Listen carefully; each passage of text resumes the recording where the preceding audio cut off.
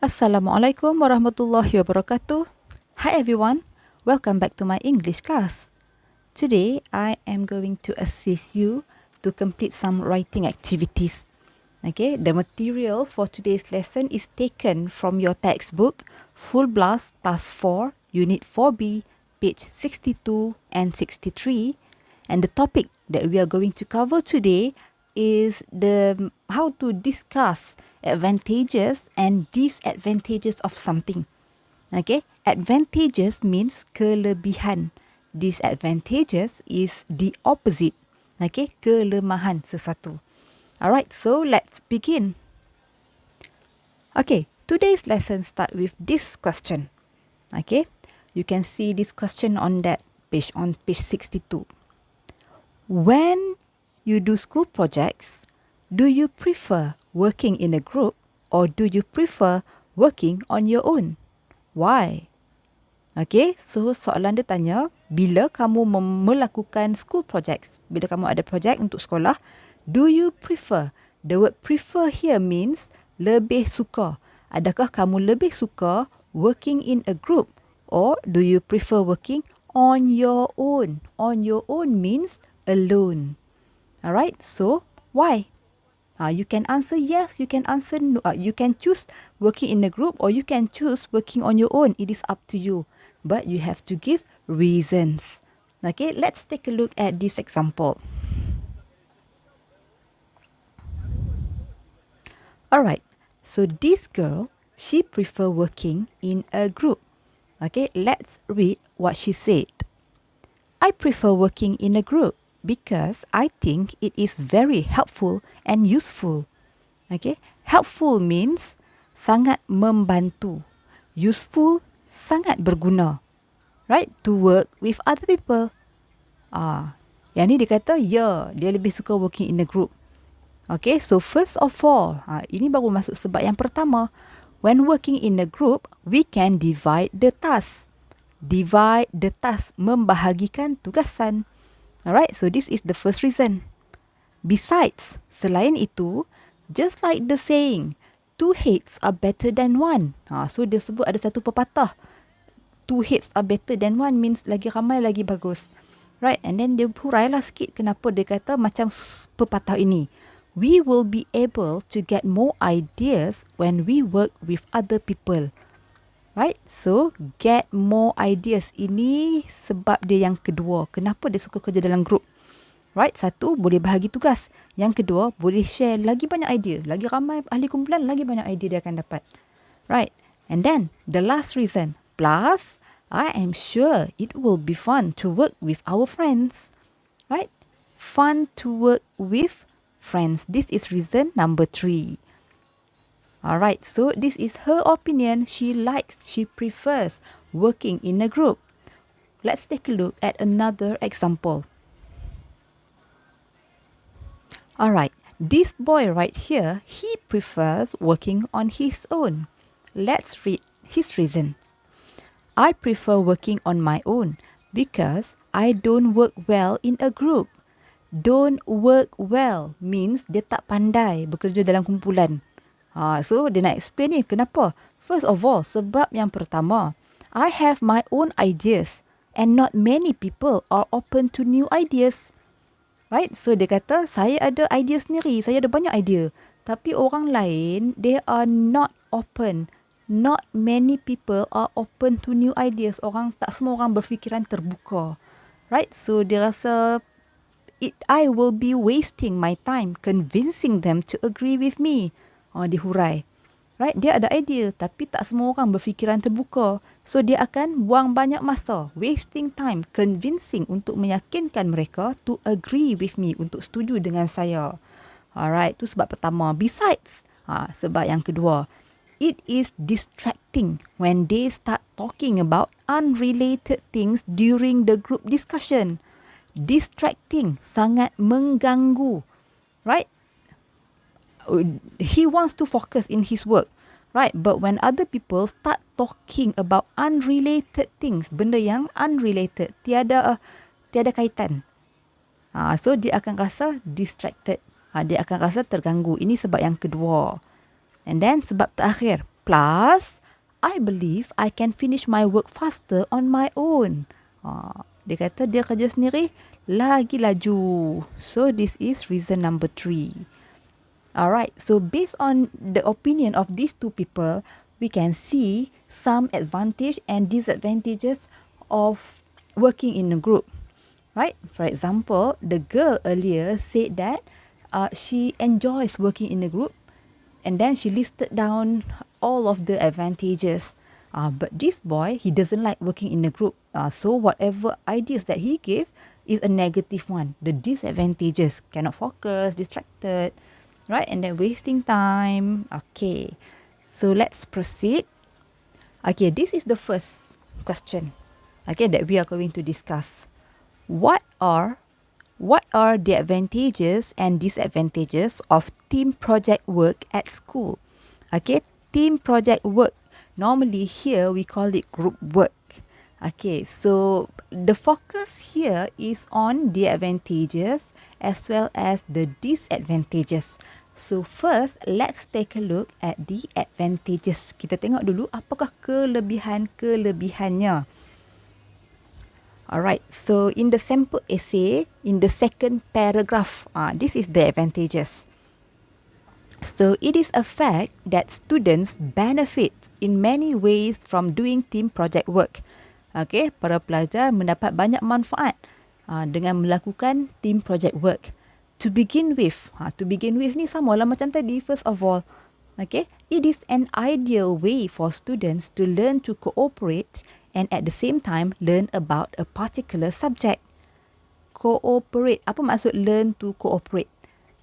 So this is reason number 1. Okay, dia kata dengan buat team project work, pelajar boleh belajar bekerjasama. Cooperate means bekerjasama. And then at the same time, they can learn about a particular subject. Ini huraian. Right. In addition, okay, dia nak masuk idea kedua. Each member of the team contributes different ideas, knowledge and skills. And that adds to the success of the project. Okay, apa advantage yang kedua? Apa kelebihan yang kedua? This one. Different ideas, knowledge and skills are shared. So, ini kelebihan yang kedua. Bila ramai orang, banyaklah idea, banyaklah ilmu yang kita boleh berkongsi. Right. And then the last reason. Team members are also able to learn from each other this way. So this is the last reason. Learn from each other. This is advantage number 3. Alright, so basically this is how it looks like. There are 3 advantages of doing group work. The first one is we can learn how to cooperate with others. We can also share more ideas, knowledge and skills. And then we can learn from each other. Okay, yang tu based on paragraph number 2. So now, let's take a look at the disadvantages. Perenggan yang kedua, cakap pasal kekurangan. Okay, kekurangan group work. Alright, so this paragraph starts with, however, sebab idea yang berbeza. Walau bagaimanapun, there are also certain disadvantages involved in team project work. Dia nak cakap pasal kelemahan pula. Firstly, idea yang pertama, members of the team often become very competitive or cannot get along with each other, which can destroy the project. Okay, masalah pertama, kekurangan yang pertama adalah the team often become very competitive or cannot get along with. Okay, competitive meaning that sangat bersaing, semangat bersaing tu over sangat. Cannot get along with maksudnya tak ngam, tak boleh nak gang antara satu sama lain, right? So that can destroy the project. Bila jadi benda ni, habislah project pun tak jadi. Secondly, team members do not always contribute equally. Okay, not always contribute equally. Contribute, menyumbang. Equally comes from the word equal. Okay, maknanya dengan adil. Tak semua orang menyumbang dalam perbincangan grup tersebut. Right? Ada yang sleeping partners tu kelena je lah. Dia cuma ada kat situ untuk bagi nama saja. At the end of the project, jangan lupa buh nama aku. Eja bagi betul. That is sleeping partners. Okay, we do not want that in a group work. And then dia bagi example. For instance, Apa maksud for instance? Maksud dia for example. Whoops. For instance, some do all the work while others avoid getting involved. Inilah maksud dia. Bila dia kata kat sini idea dia, not everyone contribute equally. Contohnya, some, beberapa orang, do all the work. Buat semua kerja. While others, manakala yang lain, avoid getting involved. Avoid, menjauhkan diri. Alright, and then the last point. Lastly, working in a team can be very time consuming. Apa maksud time consuming? Memakan masa yang lama. Okay, sebab bila ramai sangat orang, banyak sangat pendapat, sometimes they disagree with each other and then it will be very time consuming.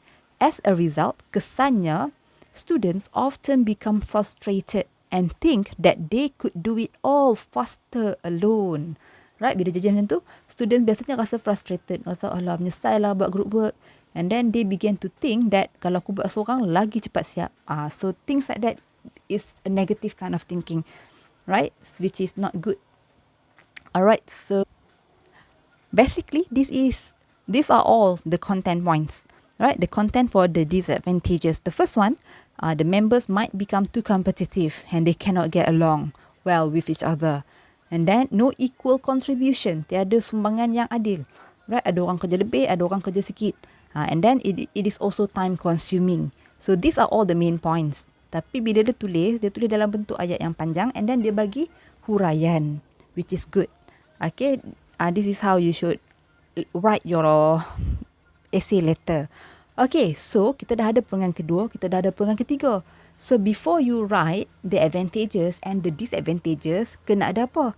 Takkan terus nak masuk advantages, right? You have to have introduction. So how can you write an introduction? So this is the tip. Okay, so first you write a general statement. You write a general statement to introduce the topic. Introduce, betul? Nampak macam salah hijau. Right, bagi ayat yang general sahaja. Kita cuma nak memperkenalkan tajuk. So tajuk kita kali ni adalah group work. Advantages and disadvantages of, bukan group work, group project. Apa tadi ya? School project. What is it? I cannot remember. Team project work. That is the topic. Alright, and then after you introduce the topic, you write a general opinion about the topic. Okay, bagi pendapat sikit. Apa yang orang ramai fikir tentang tajuk tersebut. Okay, the example is given. So let's read. Team project work is becoming more and more popular in schools nowadays. This is a general statement.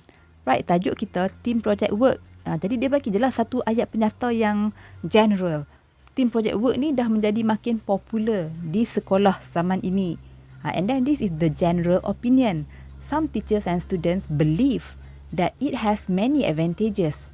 Okay, dia kata ramai cikgu dan pelajar, bukan ramai lah, some ni beberapa guru dan pelajar percaya yang group work ni, team project work ni has many advantages, while manakala others, yang lain-lain, disagree, tak setuju. Right, this is already a good introduction. 2 ayat sahaja, but it introduces the topic. Kita tahu lepas ni akan cakap pasal apa. Okay, so bila dah mula, this is the first paragraph, and then you write about the advantages, and then you write about the disadvantages. Lastly, how do you close your essay? You need conclusion. Okay, so a good conclusion, you have to always give your own personal opinion in the conclusion. Okay, that is a good one, a good way of ending your essay. So first, you write your general opinion. You give something general first. Do not be specific yet. And then only you explain your opinion. Okay, how? Okay, let's take a look at the example. On the whole ni maksudnya in conclusion, kesimpulannya. Okay, I believe that the advantages are more important than the disadvantages. Okay, tadi kan dah bagi banyak kelebihan, banyak kekurangan juga. Tapi kamu percaya, I believe. Ayat ni menunjukkan ini adalah pendapat saya. Alright, saya percaya yang advantages, kelebihan tu adalah lebih penting, more important than the disadvantages. Lepas tu kamu hurailah pasal apa kamu kata advantages tu lebih penting daripada disadvantages. Right, from my point of view. from my point of view ni sama maksud dengan I think. Okay, janganlah asyik ulang I think, right? Ubah sekali-sekala. So this is another way of saying it. From my point of view, pada pendapat saya, teamwork should be encouraged in class. But there should be a balance of individual work and teamwork so that students can benefit the most. Okay, dia kata patut encourage, patut digalakkan di dalam kelas teamwork tu.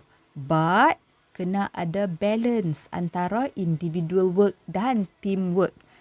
So that the students can benefit the most, akan dapat manfaat yang paling banyak daripada itu. Alright. Okay. After the sample essay, if you refer to your book, you are given this question. Okay, soalan ni tanya, what is the function of the underlined sentences in the essay? Choose A or B. Okay, perasan tak tadi? Ada ada 4 ayat yang digariskan. Right? Apakah fungsi ayat-ayat tersebut? Is it A, to summarize what the writer has said in the previous paragraph? Summarize, adakah ayat itu digunakan untuk membuat rumusan tentang apa yang penulis itu kata di previous paragraph? Previous means yang sebelumnya.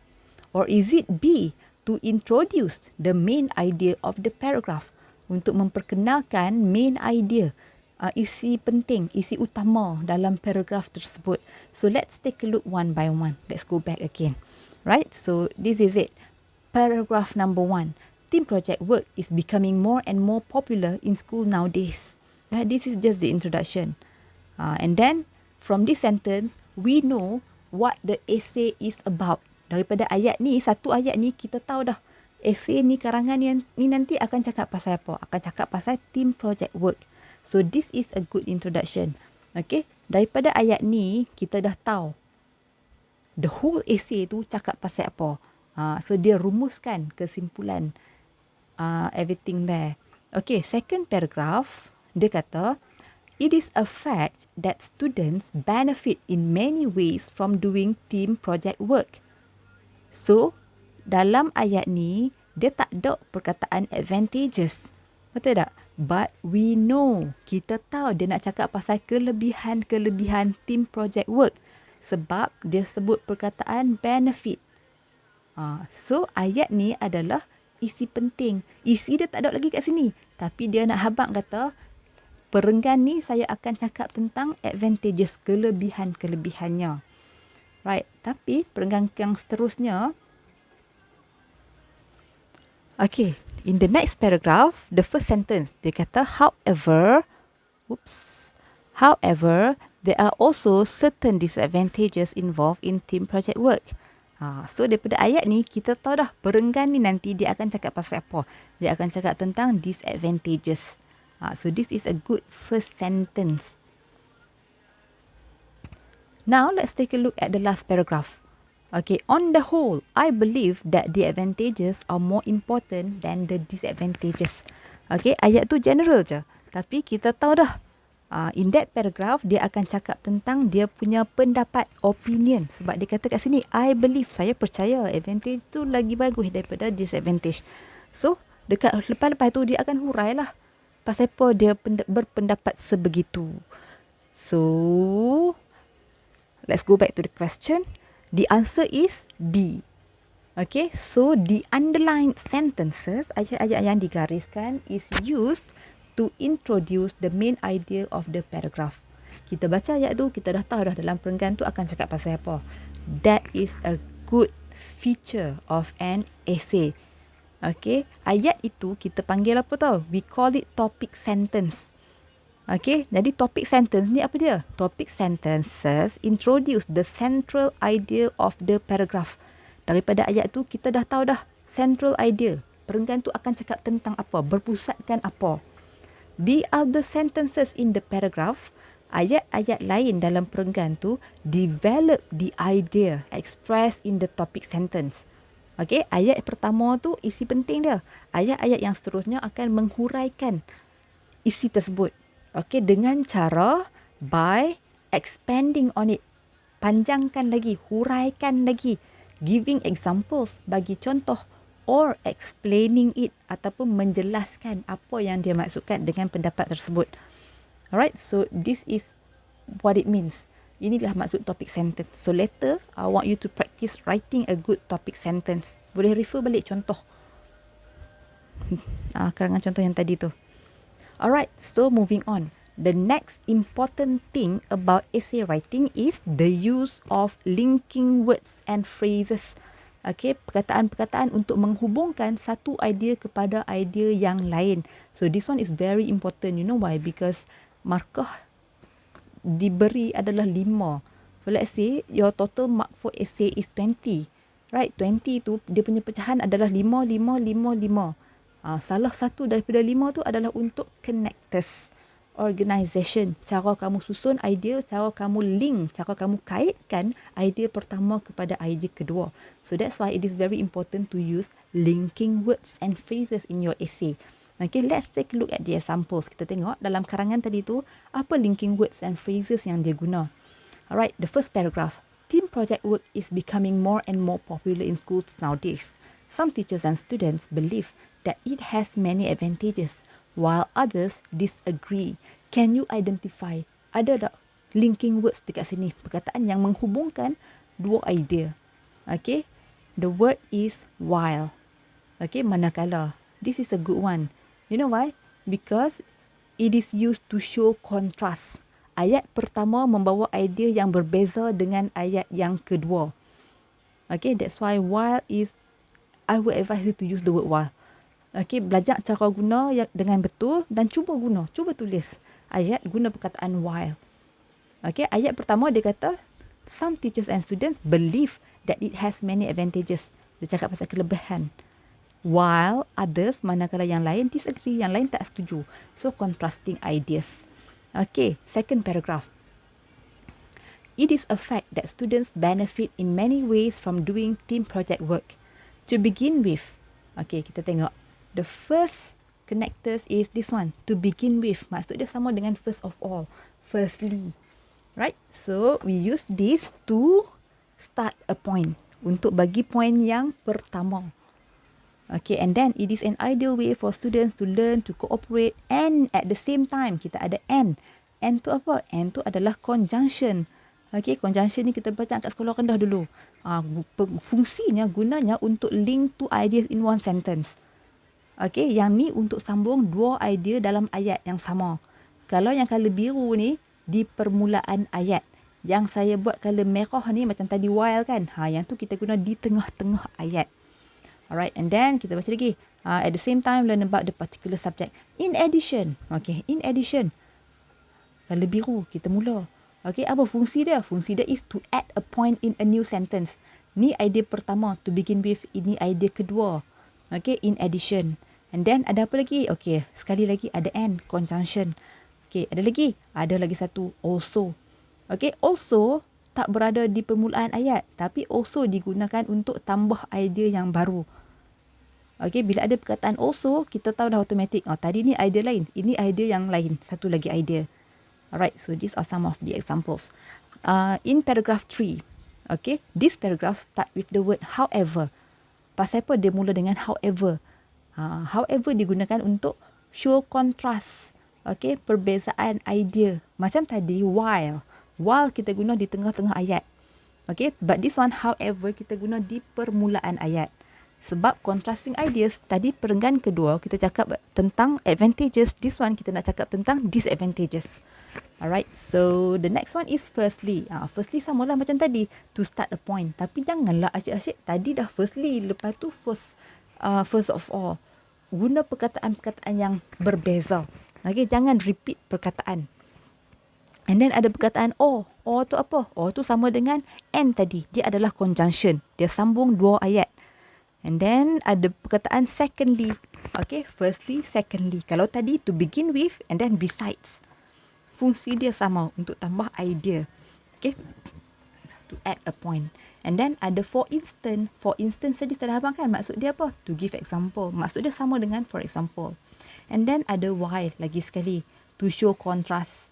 Okay, however di depan ayat, while di tengah-tengah ayat. Tapi fungsi dia sama. To show contrasting ideas.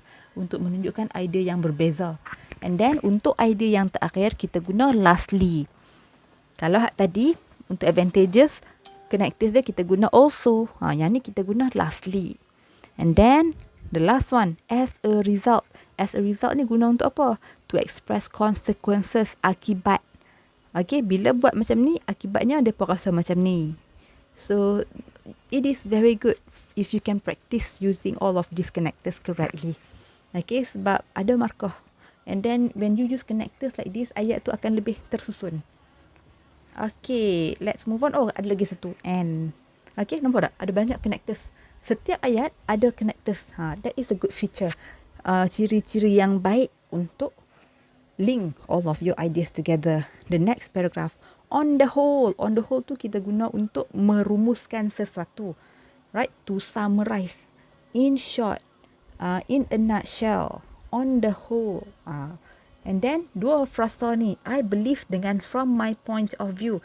Dua-dua ni fungsi dia sama. Untuk menunjukkan opinion. Okay. Sama maksud dengan I think. Okay, and then ada lagi conjunction pun masih ada, but pun ada, and pun ada. And then there is one more, so that. Okay, so that ni guna dia macam mana? So that tu untuk menunjukkan purpose, tujuan. Kena buat macam ni supaya jadi macam ni. Purpose, tujuan buat macam ni adalah supaya benda ni berlaku. Kamu kena ingat so that maksud dia tak sama dengan so. Okay, yang ni ramai orang yang suka confused. Later we will have to do this in our next class. Okay, tak ada nak cerita hari ni.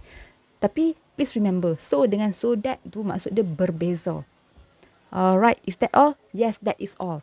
Okay, jadi kalau kamu tengok bawah sampel essay tu kan ada 5 soalan. So the answers for these questions, apa ni question? Ni S kat sini tau. The answers for these questions are already explained in the previous slides. Okay, semua ni dah cerita dah. How many advantages, how many disadvantages, opinion dekat mana, which linking words, circle them, dah circle dah tadi. Right, so I hope you remember, and then if you don't, you can just go back and look at it again. Okay, so today's task, inilah yang dinanti-nantikan, apa yang kamu kena buat hari ni. Alright, so you only have to complete exercise C. The topic, the exercise is on topic sentence. Kamu cuma match sahaja, kamu baca perenggan tu, kamu pilih topic sentence yang sesuai A ke B. Okay, pilihan jawapan diberi, and then exercise D ni yang panjang sikit. But I will give you the ideas. Advantages dengan disadvantages tu saya bagi. So, soalan dia, what are the pros and cons of team sports? Pros, advantages. Cons, disadvantages. Sama maksud, perkataan je yang berbeza. So, don't worry. Okay, so the exercises can be answered here in live worksheet website. And then, please check the video description. Okay, the link will be in the video description. And then, also in exercise D, after you identify the pros and the cons, you have to write the essay. Okay, tak payah tulis panjang, buat macam sampel tadi je. Okay, I gave you many ideas, advantages dengan disadvantages tu yang dekat dalam live worksheet ni ada banyak. You don't have to write all, tak payah buat semua. 2 atau 3 poin sahaja, that is enough. Okay, tapi here are some reminders. Jangan pakai hantam tulis saja. Nak tulis, kena tulis cara yang betul lah. Alright, so these are the things I want you to remember. Write in 4 paragraph, just like the sample essay. And then, make sure you start every paragraph with a topic sentence. Setiap perenggan mesti dimulakan dengan topic sentence. Rujuk balik. Contoh yang tadi tu pun ada topic sentence. And then latihan yang C tu pun masih pasal topic sentence. So, you can refer there. And then, setiap idea tu jangan sambung semata-mata. Elaborate, mesti ada huraian. Sikit pun tak apa. Kalau ada 5 idea, hurailah 2 ataupun 3. Tak hurai semua pun tak apa. Right? Expand. Bagi maklumat yang lebih. Give examples. Explain pasal idea tu. Bagi contoh. Right? Yang senangnya giving example lah yang senang. Okay. And then, reminder number 3, please use linking words and phrases. Linking words or linking phrases. Okay, nak guna bila? Guna to start a new paragraph. Bila nak mula perenggan baru, macam however tadi tu kan. Okay, guna however. Bila nak cakap pasal conclusion, apa? I cannot remember. Apa yang dia guna tadi? On the whole. Ataupun kamu tengoklah contoh lain pun ada dalam buku. Okay, and then kena guna connectors juga untuk add new points. Okay, kan dalam satu perenggan tu kalau ada 2 idea mesti ada 2 connectors. Kalau ada 3 mesti ada 3. And then untuk tambah example, guna for example or for instance, just like the sample essay. And then please, when you summarize your idea, bila kamu nak bagi opinion dekat bawah tu pun guna expressions yang betul. Okay, refer balik to the sample essay. Is that all? Yes, that is all from me today. Thank you for watching this video. I wish you all the best. If you have any questions, please ask. Do not keep quiet. Okay, I can't help you if you don't tell me what your problem is. Okay, so that's all for today. I wish you all the best. Have a nice day and Assalamualaikum.